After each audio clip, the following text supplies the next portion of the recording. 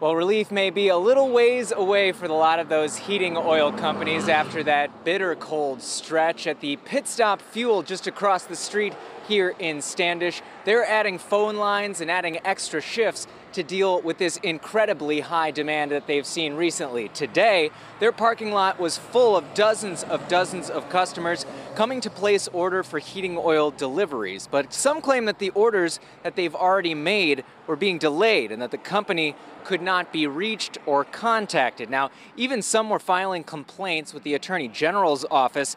Customers were seen 4 or 5 at a time as the company tried to deal with that demand today.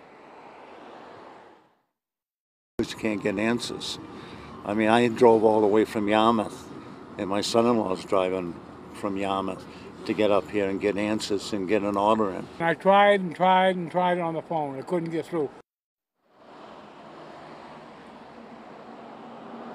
But the company that owns Pit Stop, called Stone Road Energy, they say that they are just dealing with incredibly high demand, and yet they say, quote, "What many don't realize is that there's a shortage of qualified and state-certified drivers who are available to drive fuel trucks. In fact, there are only 6 unemployed qualified drivers in the entire state. If we could hire more, we would," end quote. So oil delivery companies say that if you are running low or even running out of heating oil, you can always use diesel oil or kerosene as a temporary replacement without losing any productivity. But however, some gas stations here in Standish alone have already run out of kerosene.